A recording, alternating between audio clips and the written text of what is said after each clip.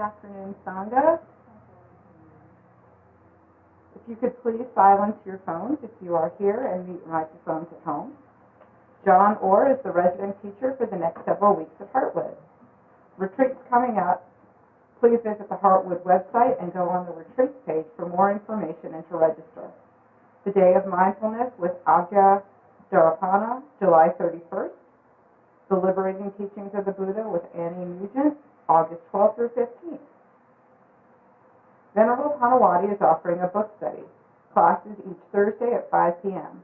The book is Learning from Buddha by Buddha Master His Holiness Dorje Shine Buddha III. If you are interested in joining, please visit the retreat page on our website and select the book study option. The Novena prayers are occurring monthly every third Thursday. Please send your confidential prayer requests for yourself or loved ones, including pets, who are sick, suffering, misfortunate, or departed to prayer@heartwoodrefuge.org. Fully vaccinated Sangha members are invited to join Heartwood for Tuesday, Thursday, and Sunday Dharma, as well as the Thursday book study. Please like, follow, and share Heartwood and Thrifty Treasures on all social media to help spread the Dharma and further Heartwood's mission. If you wish to donate to Heartwood, you can do so by visiting the Heartwood website and clicking the donate button. You can also support us through Amazon via our wish list or choosing Heartwood on Amazon Smile.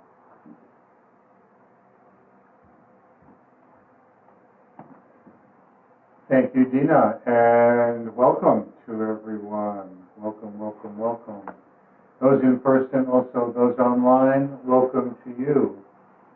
I see some familiar names up there. Hello to Ruth and Sister Suchness, and hi Ruth, hello, hello. Hello, yeah. And J&J and whoever else is there online. So the way that I would prefer that we set up the meditation hall here for Thursday sessions is more of like a semicircle, if you would, rather than people kind of staggered out. Now, considering that we may want to, have COVID safety protocol, you can have like 6 feet between you, that'd be fine. But a little bit more of, so we can kind of see each other a little bit rather than having somebody behind you, essentially. I think that would be, and you can come a little bit closer to me. You're a lot more than 6 feet away from me here, so it's just because it's a small group and it feels more intimate and connecting if we're a little bit closer. And again, as I said, feel free to be 6 feet apart. We got lots of space here, so you can utilize that space. We do ask that everyone who comes here be vaccinated, of course, but even so, with this Delta variant, I think that we still need to be careful.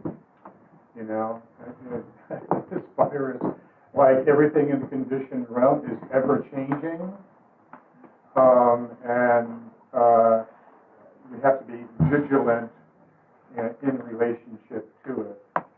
In fact, I may not even be doing a lot of chanting, for the next week and a half that I'm here, even though I love the chanting, group chanting. Still, you're kind of putting it out there too much in terms of respiratory droplets. May not be the most helpful thing to do. So that everyone is safe with kind of chanting, which is very low-key chanting, and not so much of harmonium chanting and that kind of stuff. Okay, so as I remember, and it's a whole year between my visits here, so oftentimes I need reminders of how you all do things here. But I believe that on Thursdays it's more of a discussion group than just someone giving a Dharma talk. That you have some kind of reflective kind of practice. I know that there's a certain format that you use as part of that. And I emailed the Venerable Panawati and asked her if she wanted me to follow that format, or I could just kind of create my own format.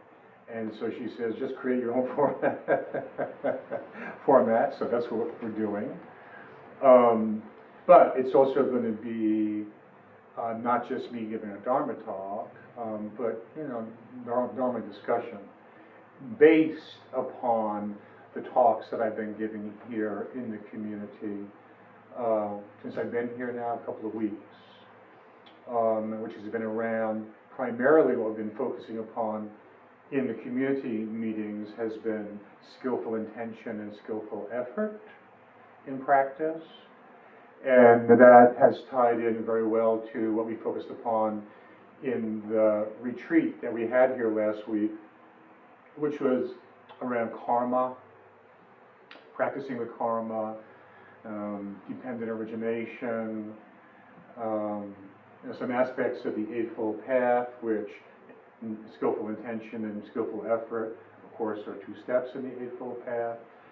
And all of this Dharma is connected, interrelated together, which is one of the beautiful things about it, is the more that we kind of focus on, study, investigate certain aspects of the teachings, and then all of a sudden, within our mind and practice, it all starts to kind of fit together because it's really one path, with various aspects to that path. And so, somehow like a puzzle, in our Dharma brains, the pieces start to fit together in a way that it makes more and more sense to us, which is, to me, the significance of speaking about these things, especially in terms of how does it relate to our practice and our life. To me, to give a teaching without it seeming in any way connected to my practice and my life, it's not, it might be intellectually fulfilling, but it's not going to have a deeper impact in terms of any kind of inner transformation.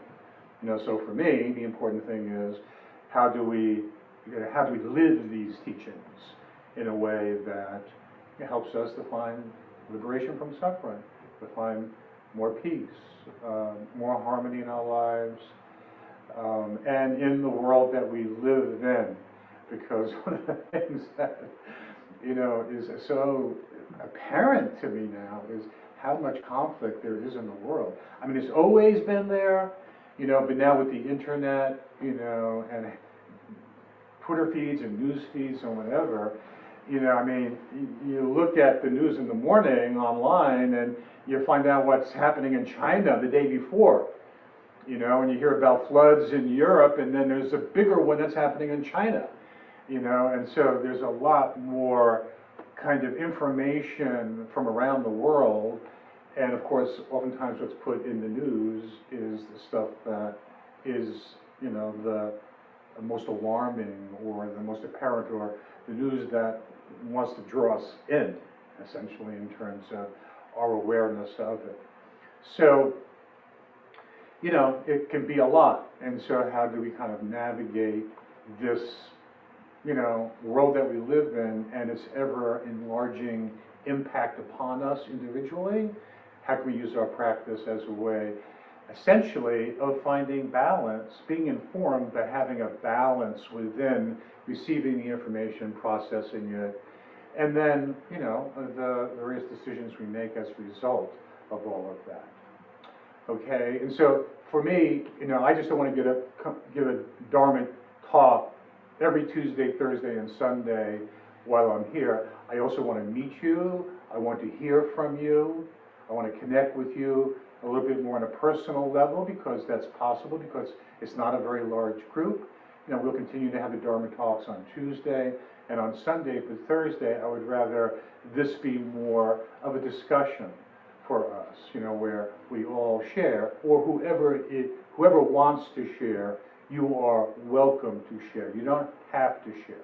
Nothing is obligatory here. If you just like to listen, that is fine too.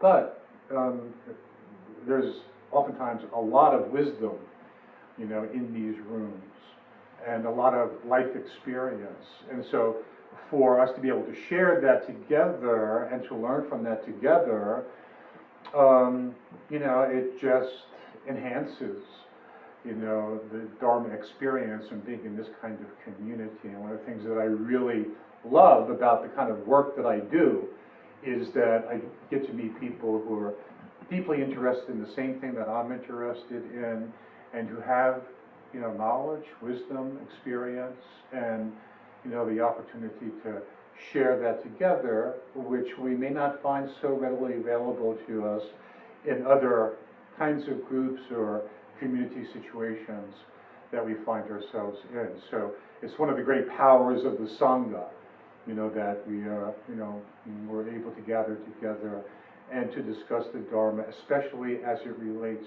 to the practical application of it in our lives. That, to me, that can be a significant aspect of what we're doing here. Okay? So, what I'd like to do to start off here is just to do a brief Namo Tassa Bhagavato Arahato Samma Sambuddhassa.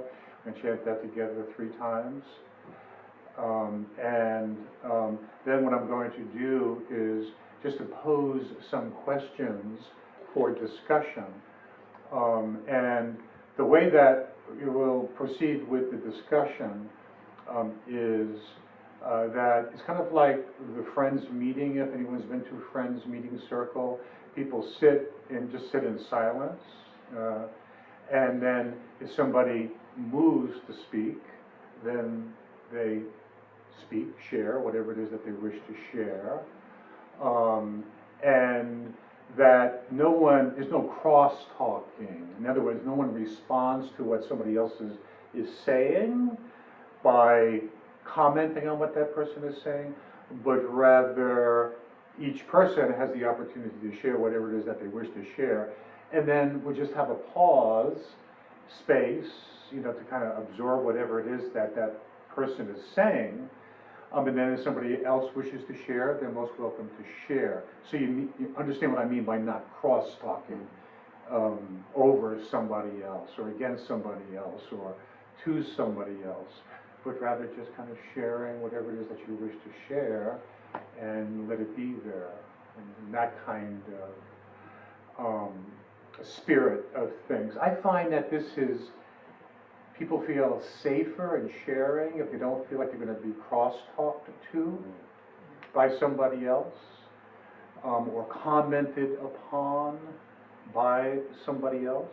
You know, that, you know, whatever it is that we wish to share, and it's coming from that, you know, spirit of, you know, kindness and intention within ourselves, then that's what's the important thing, and not necessarily that we have to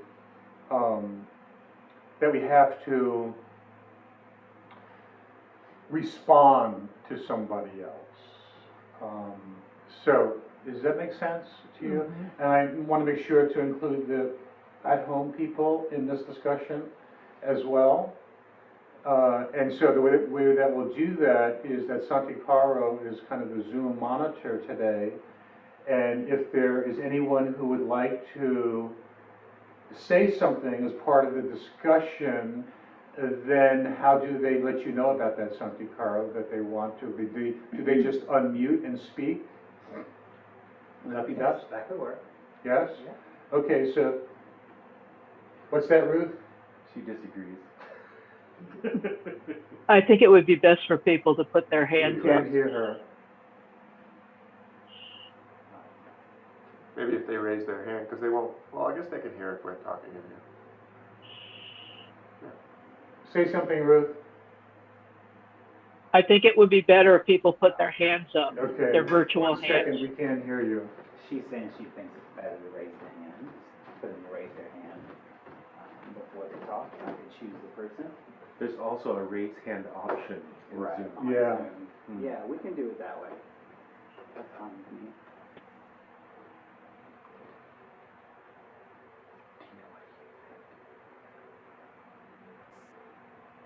Okay.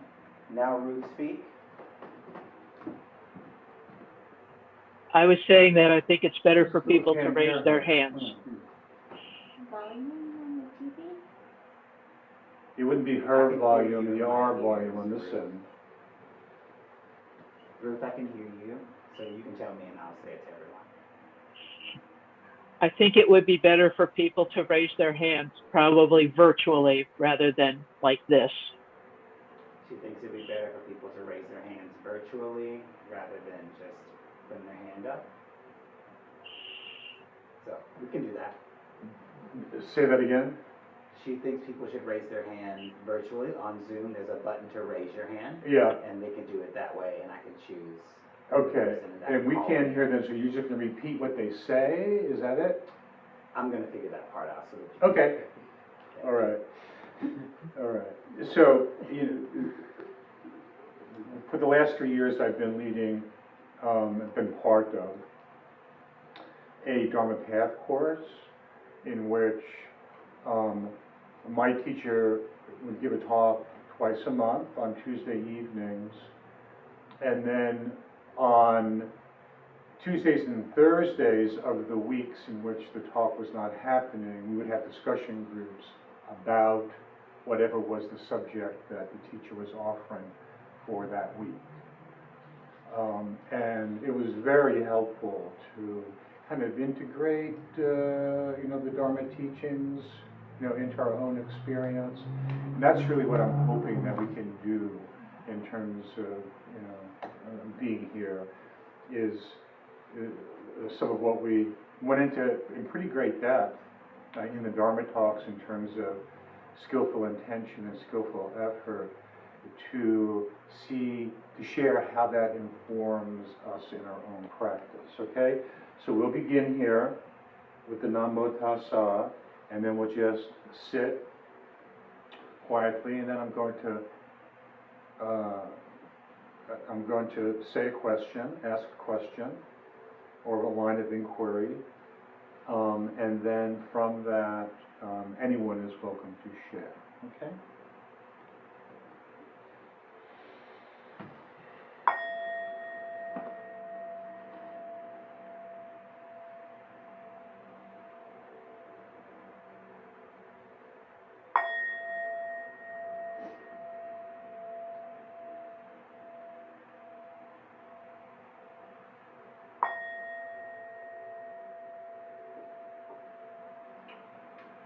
Namo tassa bhagavato arahato samma sambuddhassa. Namo tassa bhagavato arahato samma sambuddhassa. Namo tassa bhagavato arahato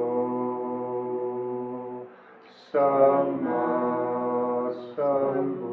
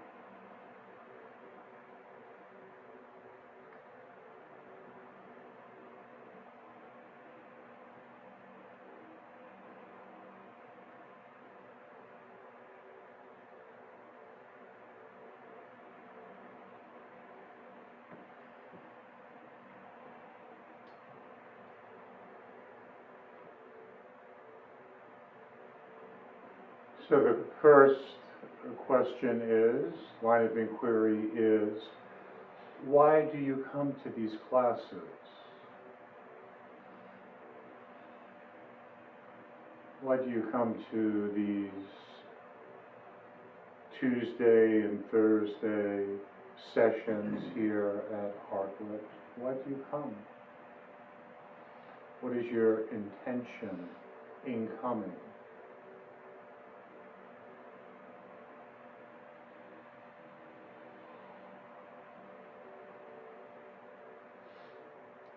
Yes. It's Joe. Joe. Yeah. Yes, Joe. For me, it's to get a hit, to get a reminder of the Dharma, what I want to be doing with my intentions. Being caught up in the world, my wife and I both work, so lots of distractions. The ability to come in and have sanctuary for this hour or so, it's just, again, a great reminder. I'll pick up something and that'll give me something to focus on for, hopefully a couple of days, or reinvigorate what maybe I'm already kind of focused on from a thematic perspective in my practice. Can everyone at home hear what Joe is saying? Thumbs up or down? You can. Okay, because we also have a microphone if need be, if we need a little bit more volume. So let us know if we need the microphone. So why do we come to these sessions, these classes? What's the intention in coming here? This is Dina. So my fun answer is because I like seeing you judge.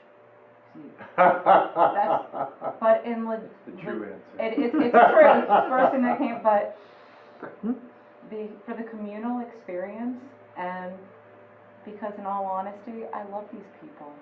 These are the people that I love.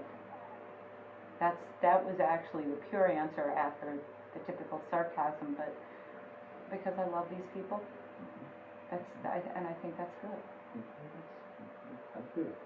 Thank you. Yes. You can hear that? Yes? Everybody? Good. Okay. Others, why do you come here?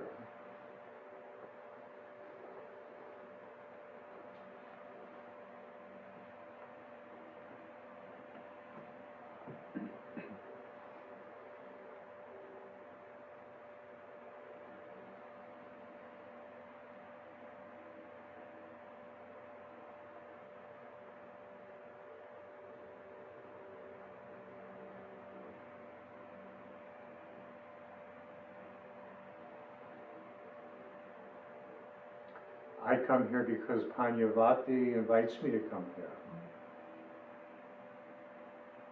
And it's an opportunity to share the Dharma. This is John speaking.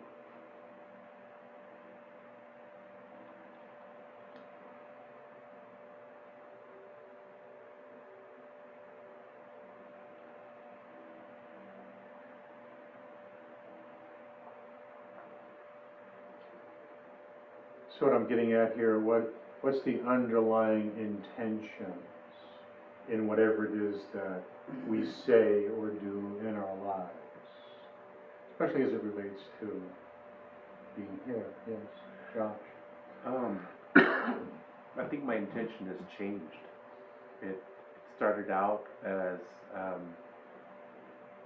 I was told it was possible to be a Christian and a practitioner of Dharma at the same time, but wasn't sure if that was possible, so I came here to learn about the Dharma. And then I met Panyavati, and I feel like sometimes I come just to be in her presence because there's a level of communication and learning going on that's beyond the spoken word.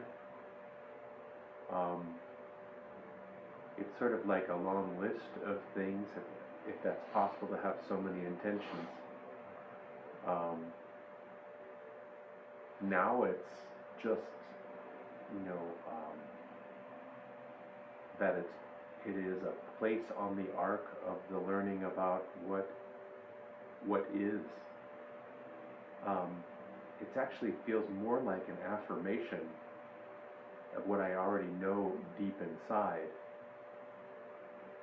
the universality of things.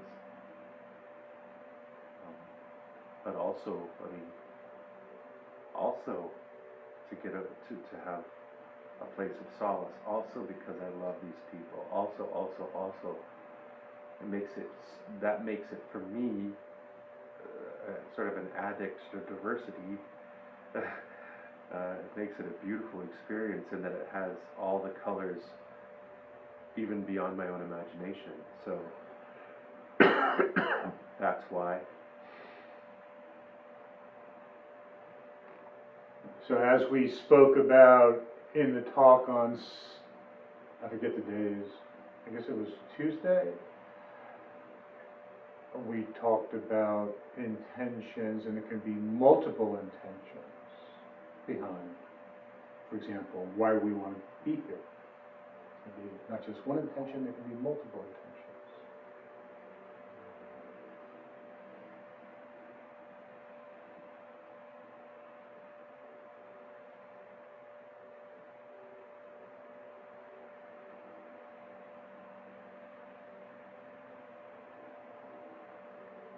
Why are we here?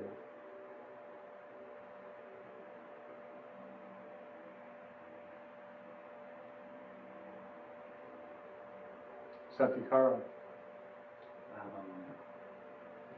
I'm here because I've yet to see the Dharma lead me astray.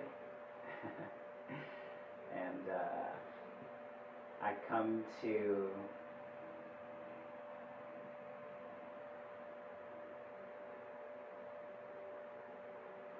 hopefully, or the practice is just open myself to whatever needs to be presented to me at any given time, at any given talk. But yeah, mostly because I have so much faith in the Dharma. I have so much faith. Which is a wonderful segue into our next question is, why do we meditate? Why do we practice? Why do you meditate? Why do you practice? What's your intention behind your meditation practice and Dharma study? Do you have a goal?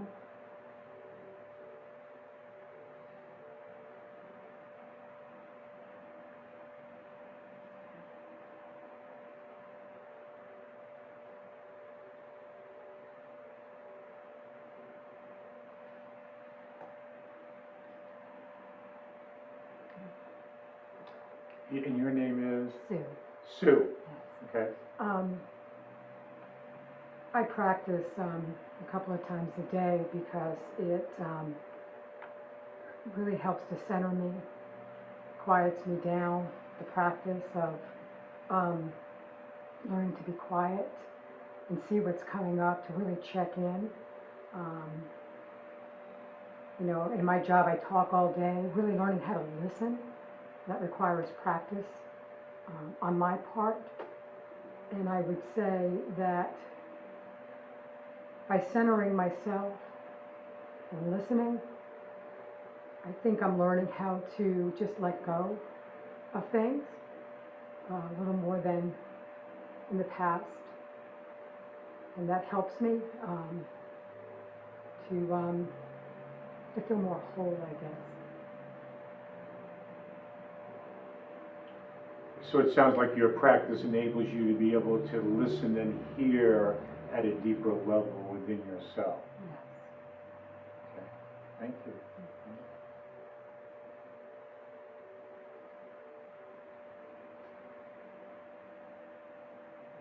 Why do we meditate? Why do we practice? What's our intentions?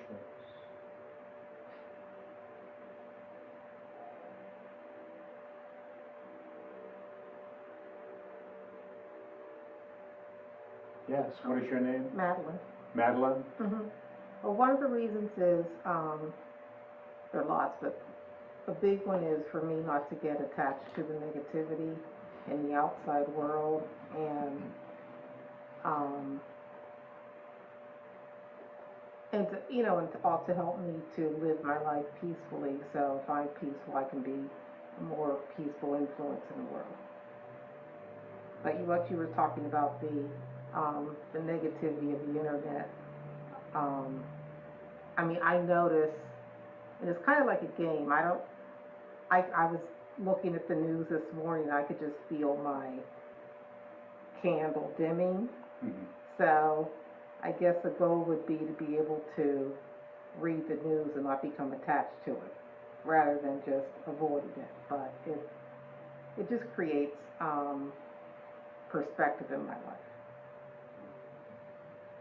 So it gives you perspective, your practice gives you perspective and balance in Yes, your it's an life. ongoing process. I don't know if I lived another 50 years, if I would ever be able to achieve it. I don't know if that's possible, but to work towards that. Mhm. Mhm. We have a virtual hand from Noel. Noel, you can unmute. You should be able to hear you now. Can you hear me? Yes, good. I like Sue with the deep listening. I practice. I guess the best way to describe it is to get out of my own way, and I find that it's when I'm in regular practice, I can move through my day or my tasks more from a place of how can I best serve in this rather than how can I best benefit.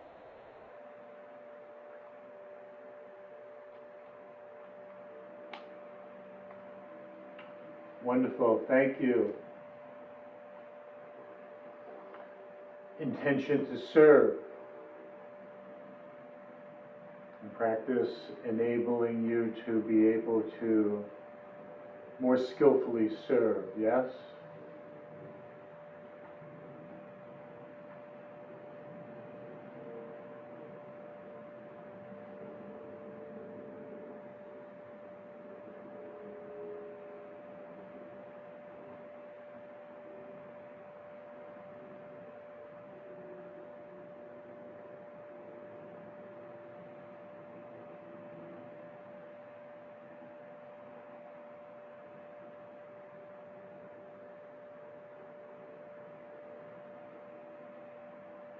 So I see multiple intentions in why I meditate and practice. Some of those intentions are to find freedom from suffering, liberation from suffering, to graduate from this third density experience of being human. In other words, to find liberation from the samsaric cycle of birth and death and rebirth is a significant reason why I practice. And then coming back here long enough.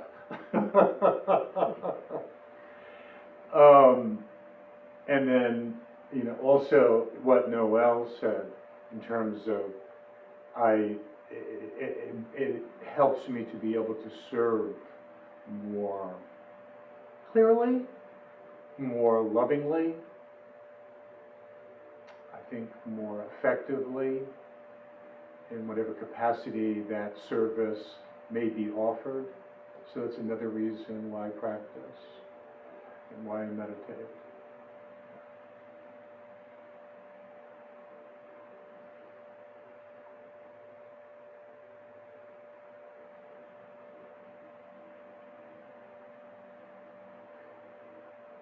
Yes. At the moment, I meditate to reconnect with my true self. That particular thing goes under many different names in the world. As we've talked about before, Buddha nature, the soul, the true self, the Christ nature, whatever. I mean, actually, the thing itself doesn't care what it's named. To reconnect with that, because when I do my egoic nature and logical thought and reason are no longer in the driver's seat, so to speak. And when I do reconnect with that and try to bring it into existence off the mat, so to speak, my Buddha nature begins to take more of the driver's seat and to determine more of my intentions. And they come, for lack of a better way of saying it, from a different place. But that's my purpose these days for meditation.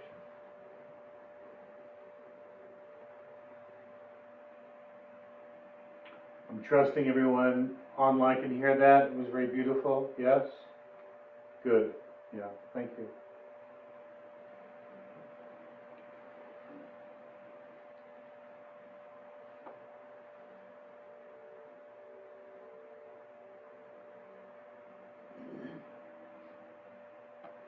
My name's Dennis. Dennis? Yeah. I'm trying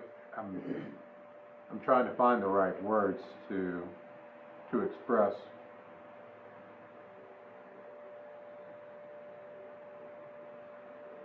I read a lot, I think a lot, I read a lot of books on Buddhism, I read a lot of books on philosophy and Christian subjects, and Eckhart Tolle and Joseph Campbell and all those things that just swirl around.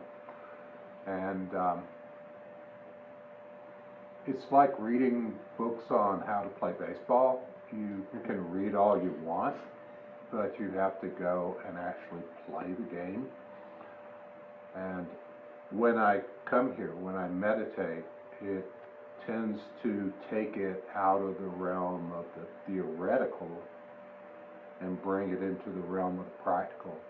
And that really can be any number of ways. Sometimes it's just seeing somebody at the Sangha who means a lot to me, or who has taught me a lot, or who has said things to me in the past that have meant a lot to me, and just seeing that person helps me bring it from the theoretical to the practical.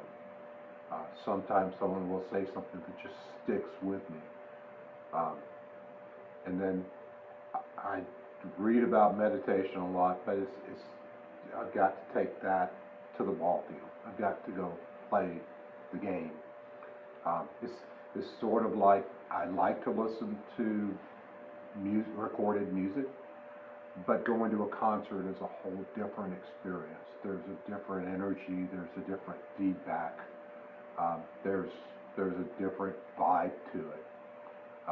And I can listen to Dharma talks, I can read books about Buddhism, I can read things, but I've got to come here or someplace like this where there are other people walking on the same path to give me assurance that what I'm doing isn't so far off the wall that I'm taking myself down some intellectual dead end. I see practical people doing practical things with their lives, with Buddhism.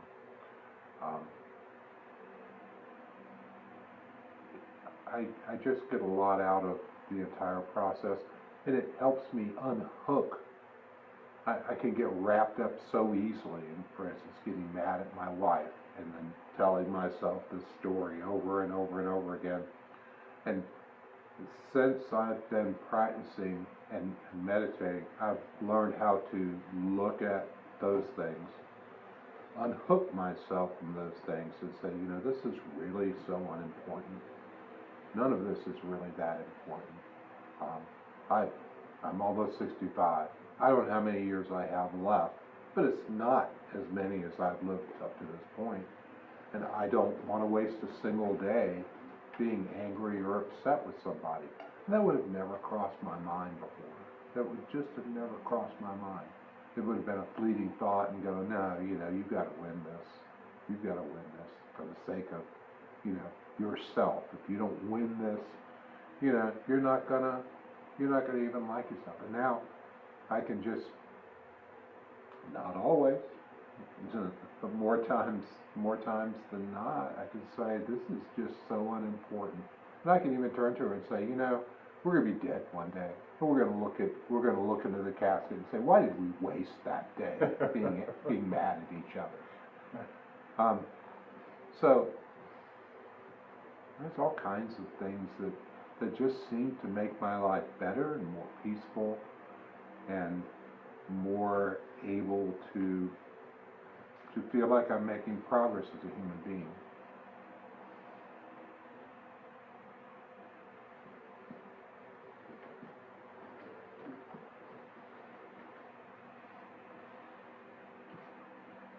Yeah. I guess the answer to why do I meditate is similar to the reason why do I come here. Because, in a given day, there's just so many things to pull me away from any kind of center and sometimes and luckily meditation is now enough of a habit. So sometimes I'm sitting down and if you ask me why are you meditating right now, I couldn't tell you. But I'm sitting because it's time to sit. And most times, or enough times, I figure out why I'm there later, while it's happening. Then, now, this is why I meditate. Glad I did. So it's to get that baseline experience of kind of not habitual mind, not self, the little letting goes that happen to bring us to a state of quiet in meditation. And being able to get up from a morning meditation and to have done all those little letting goes and then achieved a state where I didn't have to work anymore and sat in that for some period of time and got up from that and realized it's first thing in the morning, I don't even need coffee. I'm more awake than, right, if I slept 2 more hours. In fact, I'd be, worse off if I'd slept 2 more hours. I'm finding recently too that, even if I only slept 4 hours, if I just get up instead of trying to grab that extra couple of hours, we struggle. Lately, a couple of times in the last couple of weeks, I'm waking up at 3 in the morning and I'm struggling. I'm going, I only slept 4 hours. I have to get back to sleep. And so I'm laying there for 2 hours and not able to sleep. And I'm thinking to myself the whole time, I should just sit up and meditate. And finally one day I did. And it was great. And I actually felt fresher than I would have if I, that hurting in the front of your head when you're tired like that, it went away, it was gone. And I still only had 4 hours sleep, but it was okay. And I was actually able to go into the day. So now my new thing is, let's try that. If there's something that grabs me and I can't get back to sleep for whatever reason, meditation's a nice refuge. Just kind of get beyond whatever it is that's agitating me and get beyond even the need for so many hours of sleep and get past it all this noise. So it's that reestablishment of a baseline that I need once or twice a day in order to feel normal.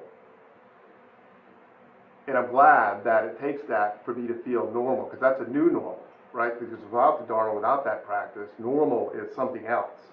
And I'm glad that, I have this thing that I have to get back to feel normal. That's a new normal, and that's a normal that I'm glad I've had the opportunity in this life to know.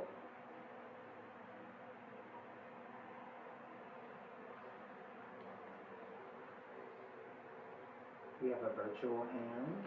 Okay. Angela. Mm-hmm. Hi, I'm Angela, and I was on the YouTube all this time trying to figure out how come I couldn't find a hand. So here I am. But I've really enjoyed the conversation, and I agree with all the conversation, all the insight and sharing about finding calm, finding the present, landing in my body, and I like that we're talking about bringing our life with us. It's not like leaving the stuff at the door so we can have a quiet moment. It's like landing on the cushion, or as Venerable says, on the pillow, with our lives, with who we are. But the thing that's happening for me with this experience is that I've been practicing a long time, and when I first learned, I was taught to don't worry about jhana, don't worry about deep meditation, don't worry about that. And this practice now, I'm meditating to really pay attention to the full body breath in a way that I never did and I was actually steered away from. And I don't do it all the time for sure, but it's a way of practice and it's a journey that it's very exciting to me. You know, it's sort of like I grew up. You can do this.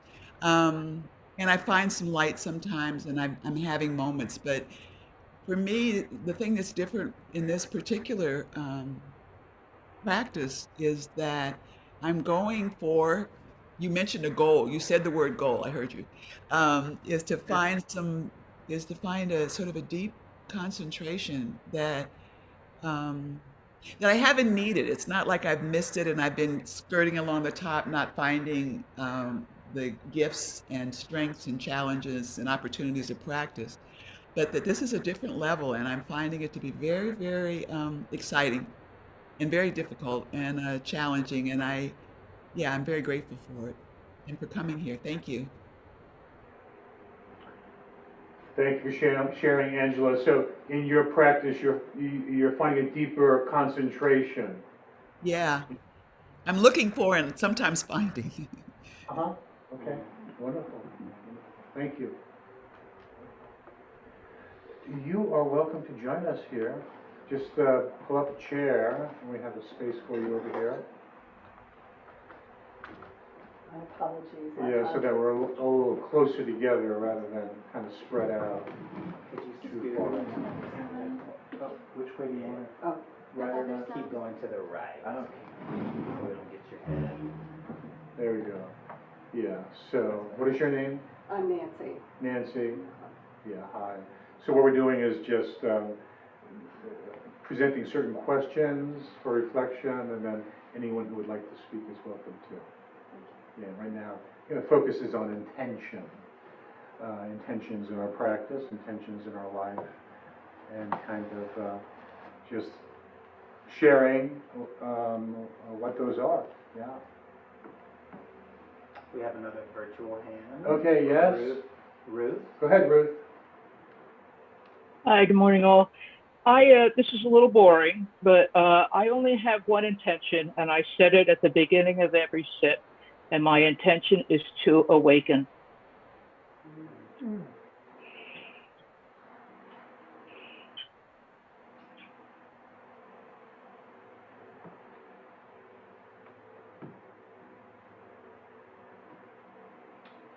So let's kind of broaden this out a little bit in terms of intention with the question, what is your primary focus or intention in your life right now? Yes, Nancy. Well, my intention is to, I think, I've been given gifts that have nothing to, that just came with them. And my intention is to find them and to find where they can serve. And it's the challenge now is being retired and finding a way to use the gifts that worked and I could see the fruit of in a career than being retired. And they're still out there, and that's one reason I became an end-of-life doula after I retired from being a physical therapist, because there were a lot of those skills that transferred over. And but now, through the pandemic, I stopped. Don't know when it will be. I'll feel safe and keep my husband safe to pick that up again. And so there's been this kind of grief or mourning going through during this time of feeling like I've been given things and not a way to serve with them right now. And so I just try and put out intention and try and make sure that my tone matches my intention to be kind. And that's where there's often work to do. Did everybody hear Nancy okay? Yes, good. Thank you. What's the intention, highest intention priority in our life right now? Yes. I would say my highest intention is throughout the day to just stop and see where are the blocks, where are the barriers that are getting in the way. To either, loving someone, meaning just being kind or present. But recently it's also towards myself. What blocks and barriers are preventing me from going deeper and accepting myself, mistakes and all, in an effort to become more whole, in a way to be earthy, in an earth-like way, holy. To really become holy in a practical way, and to honor myself and others in moments throughout the day.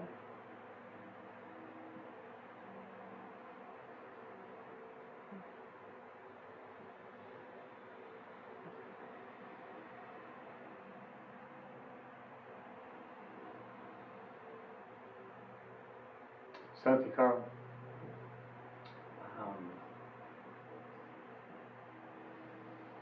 What's most important right now is keeping the Dharma central in my life, keeping my practice central in my life. Because I find that when that happens, everything that I touch is more vibrant, has more joy, has more spaciousness. And so I just have I have a lot of things happening now that are allowing me to, or asking me to use the thinking mind much more and be in the world per se more, and I'm just seeing how quickly it is the mind can go back into its old ways of doing things, its way of surviving. But I've also had enough of a taste of what it's like when I keep the Dharma central in my life. And so right now I would say that it's most important to me that I really continue to come back to that over and over and over again, because then I can be able to access and bring into fruition my highest wishes for good in this world.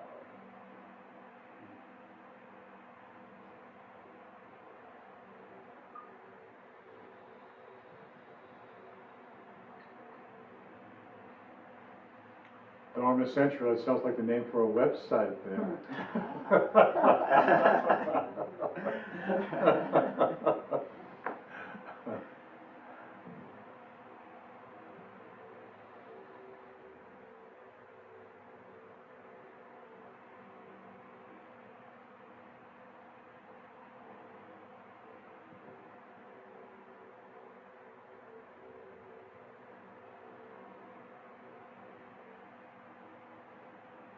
So this is something which I have been reflecting upon for a while now, which is what is my highest intention? What's the highest intention in my life? And it is to serve humanity in spirit with a loving heart for the highest good of all. That is my highest intention. And then whenever something happens, an invitation to share, or I'm about to do something, and I ask myself, is this what I'm going to say, what I'm going to do now, is it in alignment with my highest intention, which is to be of service not only to humans but to spirit, because I feel connected to both realms, the spiritual realm as well as the human realm. for the highest good, not just for my highest good, but for the highest good of all. And that the more that action, whatever it is that I'm going to be doing or saying, is coming from a deeper place of love within inside of myself, from my loving heart, then it always feels right, and it always leads to something more wholesome rather than something that creates more disharmony and conflict and suffering in my life. So that's kind of, that's my highest intention, to serve humanity in spirit with a loving heart for the highest good of all, which includes my highest good. My highest good is included in that highest good for all, because I'm part of all.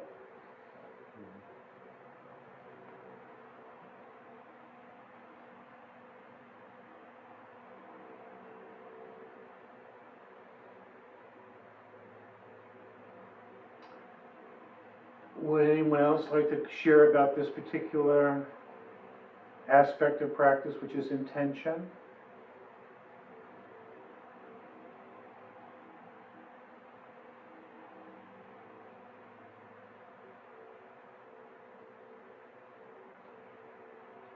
Okay then, let's move on to skillful effort. What kind of effort do I make in my Dharma and meditation practice?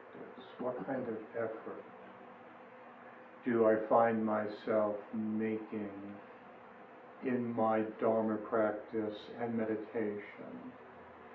And this can be, the effort that we're making now. How is that the same or different than earlier effort that we made in our Dharma practice, meditation practice?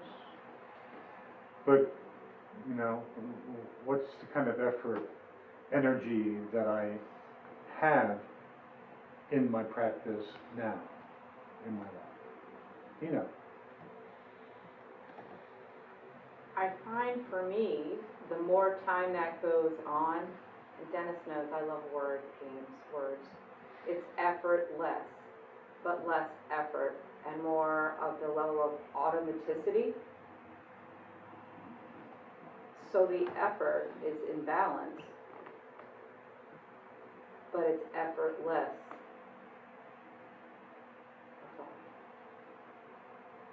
If I just might say that Lama Surya Das, who is a Tibetan teacher, he's a Western Tibetan teacher, that he speaks of this, making an effortless effort. An effortless effort. How can we come to that place in our practice where there's an effort, but it is really effortless? And what does that feel like? And what does it feel like to have an effortless effort? If it's effortless, what does that mean? What's the experience of an effortless effort? What's the experience of an effortless effort?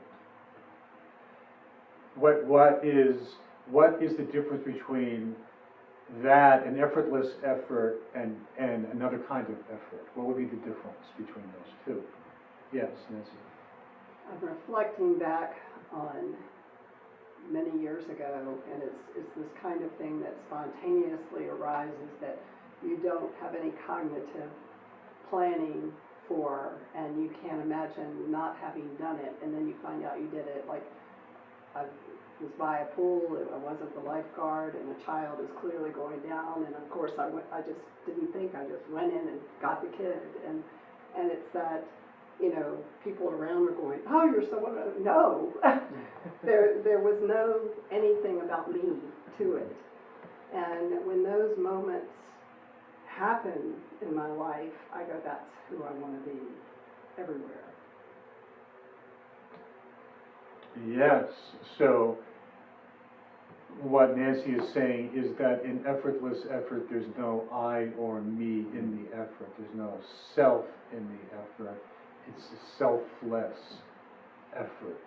And therefore that is what makes it feel effortless because there's no doer, I, me in the effort, increasingly.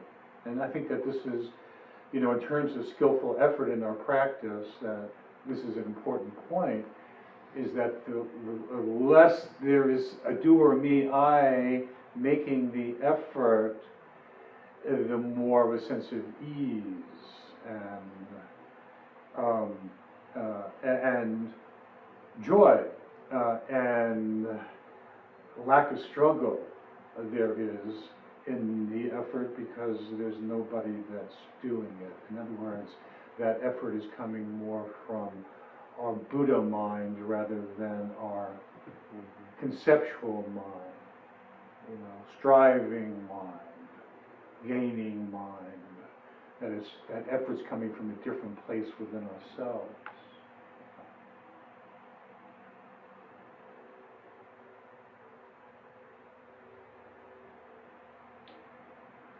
For some reason, Josh. I'm sorry. For some reason in the entire discussion, I keep thinking my only intent is to do God's will. In the end, it's exactly this, it's a different permutation of what we're talking about, because, when I'm thinking about what are the things in my life that were effortless, and they all sort of hit this list of things that were not about me.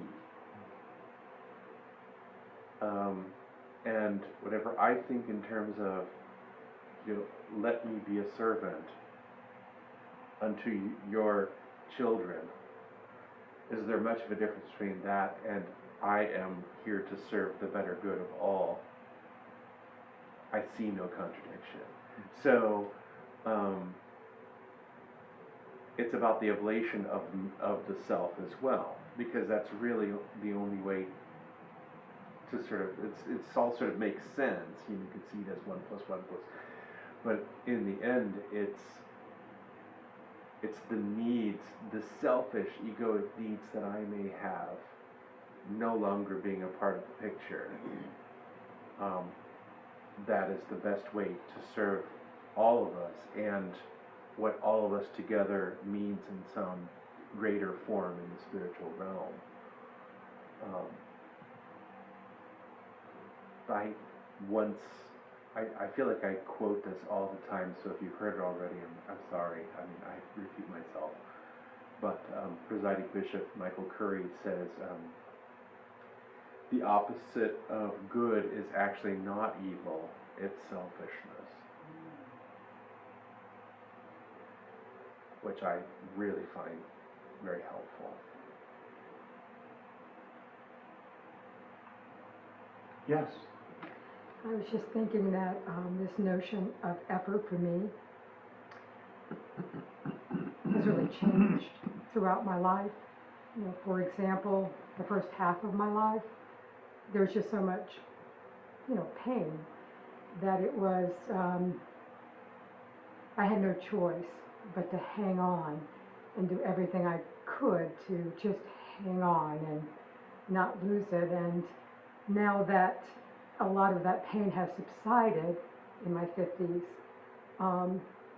the effort more naturally arises from a place of great gratitude. And husband, child, friends, sangha, just great gratitude and love. So that right effort feels so different now in my second half of my life. Thank you. Your name is Sue? Yes. Okay, thank you. Thank you.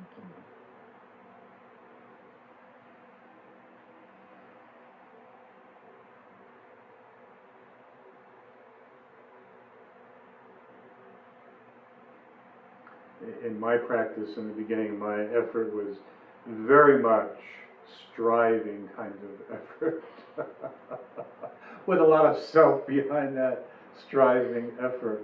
I do think it has to do with, in a large part, with age, because as a young person, a lot of young people are striving, for whatever career or for money or success or notoriety, whatever the case may be. My striving was a spiritual kind of striving. Those other things didn't mean so much to me, but my spiritual life meant a lot to me.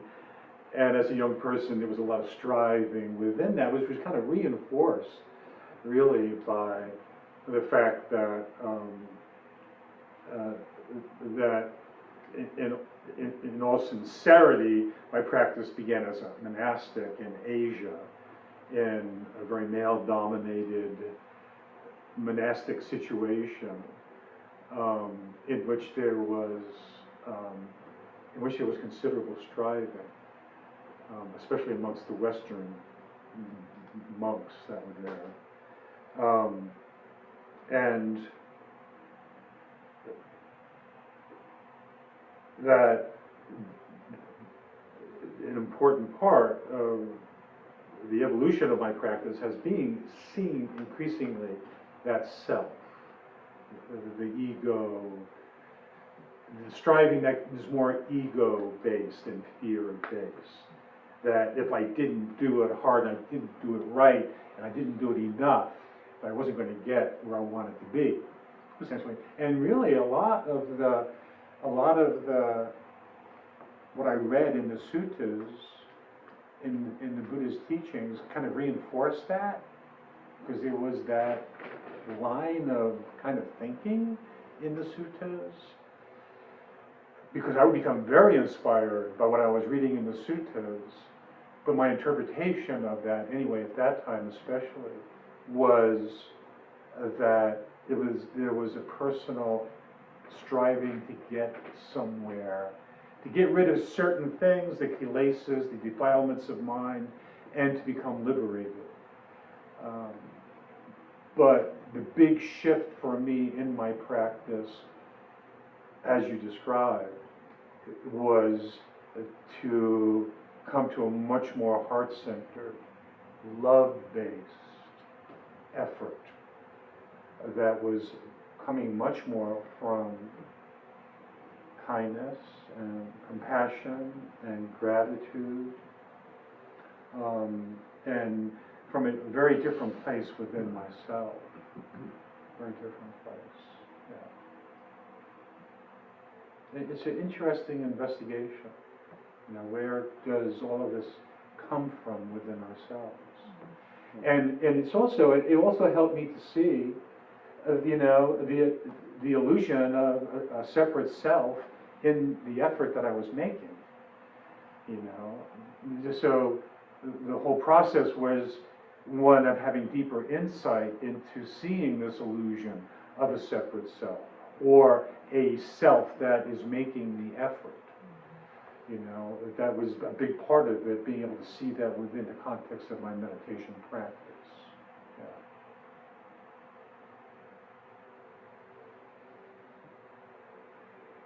That's something I have a lot of questions about in my own mind. That in retirement, they say that you need to have a purpose, you need to have a goal, you need to have something that moves you forward. And I've been retired 5 years, and I really don't have anything like that. And some days it makes me feel like I should, and then there's some days that I have the sense that, why should I? Some days I feel like I just want to be experiencing each day, rather than trying to move towards a goal that I may or may not have my heart deeply into. My wife has no problems with things like that, because she says when I'm ready to do something, God will lay it in front of me, God will give it to me, like that. But I don't have that sort of belief. I feel like if anybody's going to find me something to do, or some purpose or some goal, then I need to go find it myself. But I just don't feel all that moved to do. I feel moved a lot to be where I am, who I am, how I am, and be at peace with that. But I don't have any real sense of needing or wanting to move forward. I've got no idea what the right course is on that, so.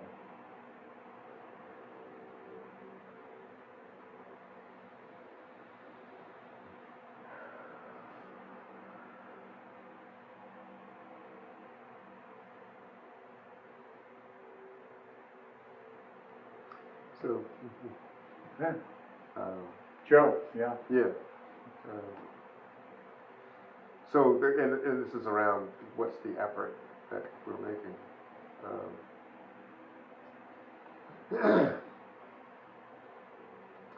I guess I feel grateful for having a sense of meaning in my life, and so that normal that I talked about earlier, it comes to be there when you engage in this kind of a practice and a lifestyle, I suppose. But I have this sense of meaning in my life that I'm not willing to let go of.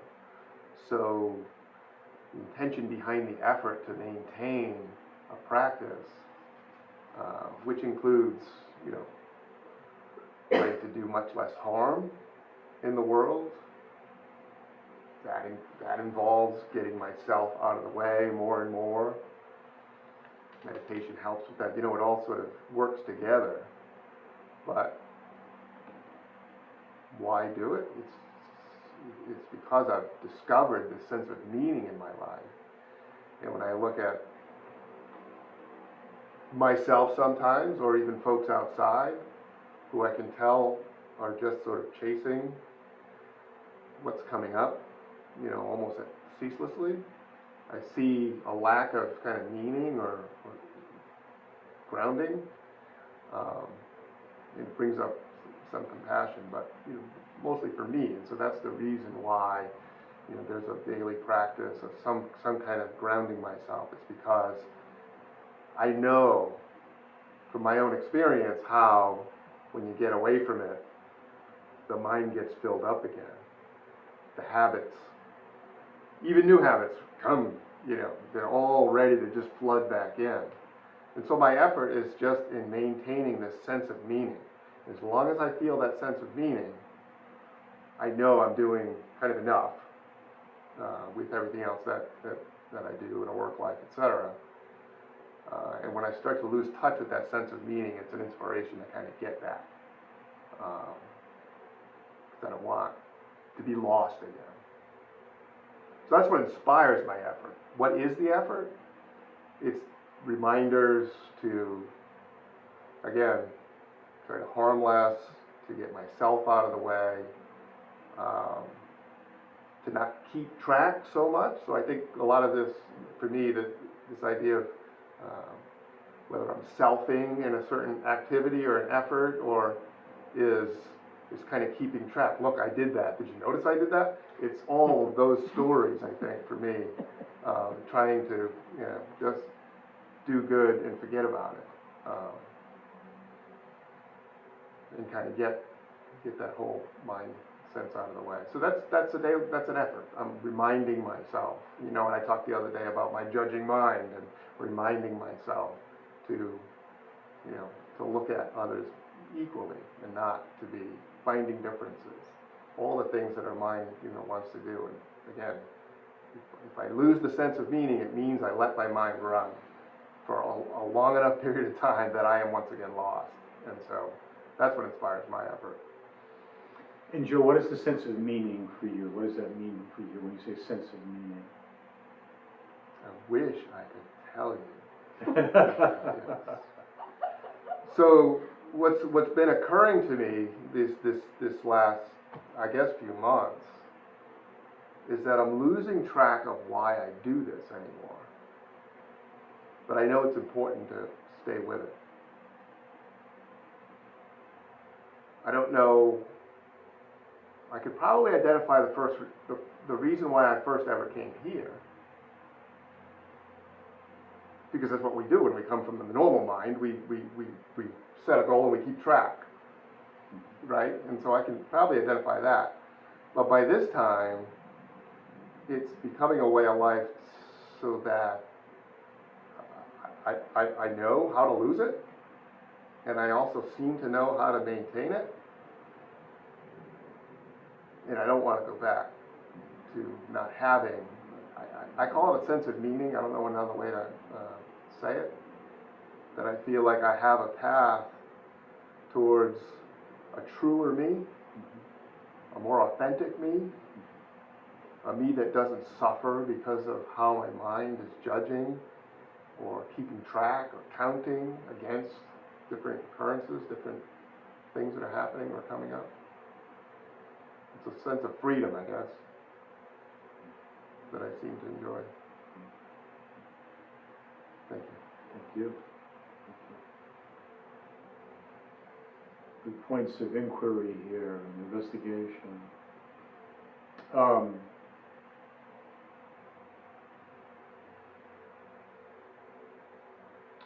Does my effort in my practice ever feel imbalanced?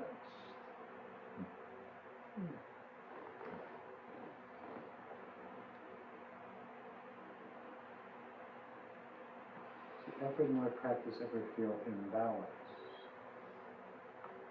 And if so, then what does that feel like, and how do I address it?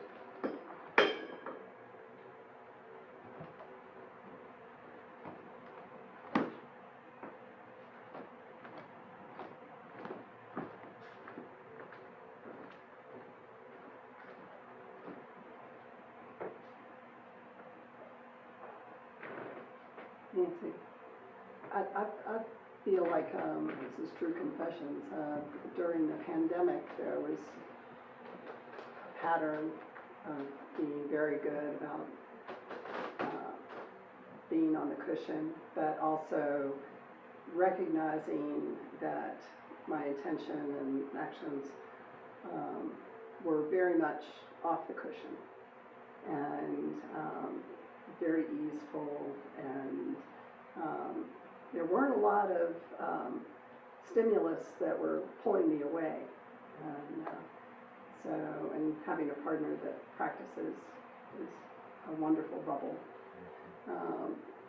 But since being vaccinated and being able to do more things, more of those stimulus have come in, and I felt so comfortable about how my practice was off the cushion that I let a lot of the cushion slide. You know, there were appointments I could actually make again, and things I hadn't done in a year. And only in the last 2 months have I noticed there's a real difference in how important the cushion is to have a primary place that got kind of dismissed a bit. So I'm grateful for seeing that recognition, and it's easier for me to get to that place after I practice yoga every morning than the sit is I'm already ready to be there, and and I'm in a frame of mind of not being my body, and so I'm grateful for that, and you know, a little sad that I still need the cushion as much as I do, but glad to see its value in my life.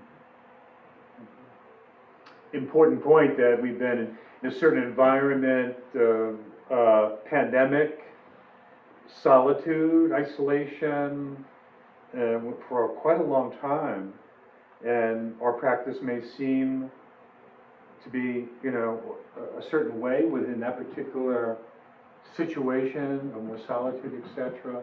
And there's more opening up that's happening now. Things are beginning to shift. How does that feel for us in terms of what arises for us, and you know, the energy difference between, you know, being more isolated versus being more active and interactive and interrelating, and does that bring up, you know, more for us that was not happening when we were in more isolation, solitude? Does it make us feel more imbalanced at certain times? You know, certain considerations for us, you know, in terms of how all this affects us, yeah.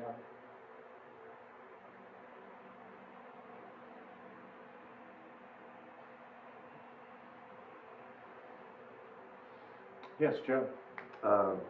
it just occurred to me, and this is, we're not supposed to crosstalk, but it's just off of what Dennis said about, you know, it's occurring to me that sometimes I have a sense that there is nothing to do. And that's a freedom. There is nothing to do. And I'm free then to do whatever. And I find that in that state, I actually do more.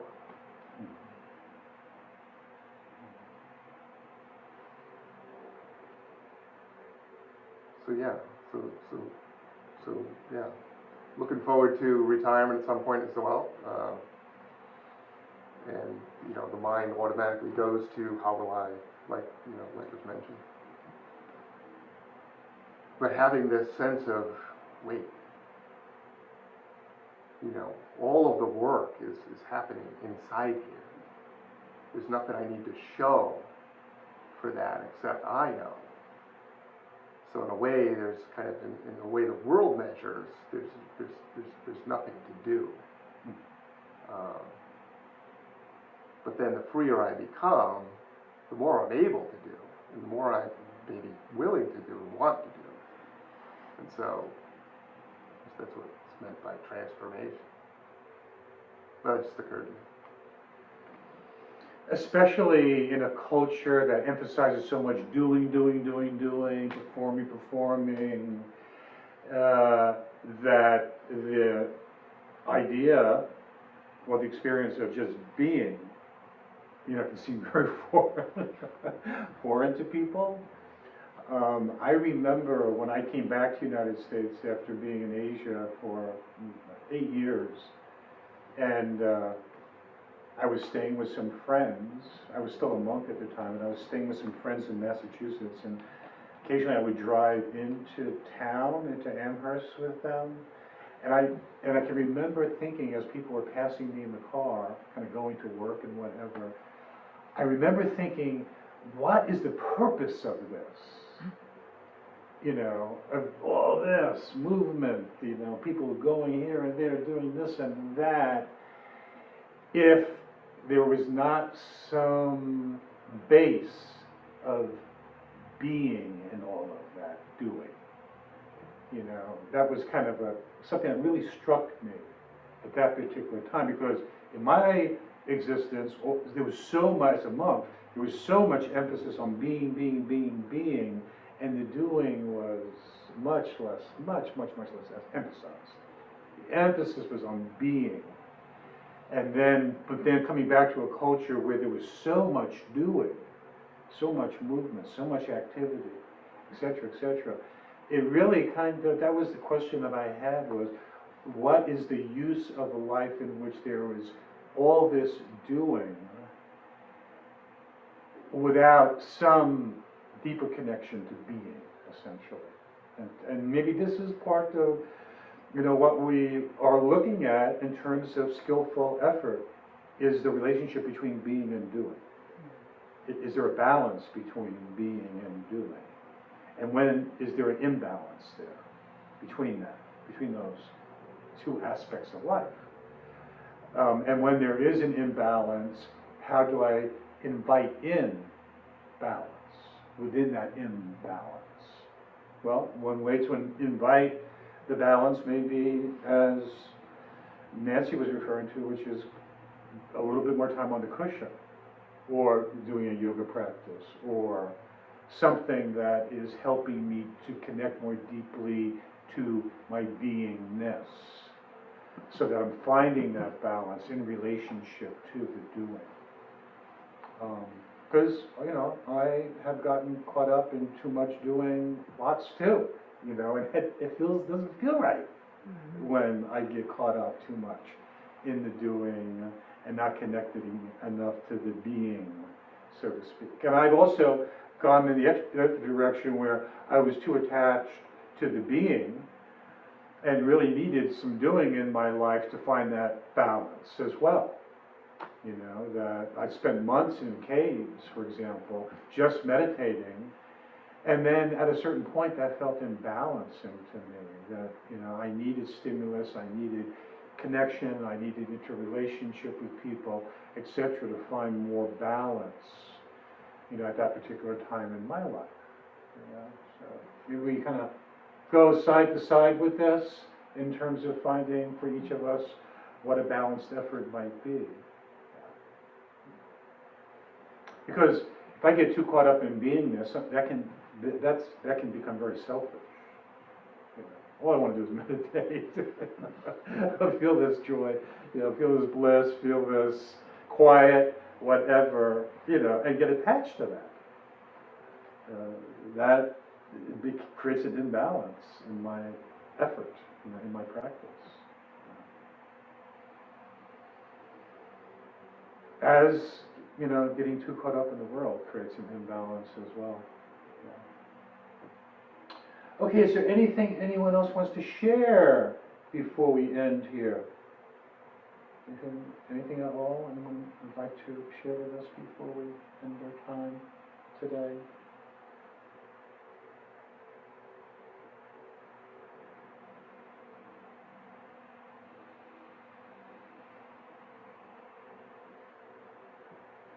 Okay then, what I'd like to do is just sit here. We have 5 minutes, 4 or 5 minutes. We just sit here for 4 or 5 minutes, just sitting in silence as a way of ending. Thank you so much for coming today and sharing with us in person and online. Thank you. It was a wonderful discussion. I appreciated your being here. Sharing is wonderful too, as some people have said, just the being here together and sharing the energy means a whole lot too. So thank you for being here.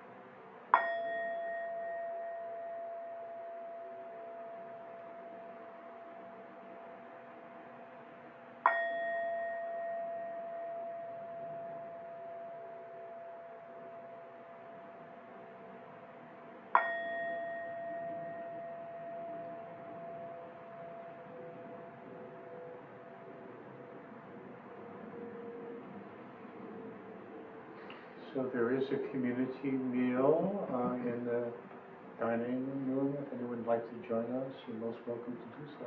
Thank you. Thank you so much. Love y'all. Bye-bye. Bye-bye, Ruth. Bye-bye, sister, everybody.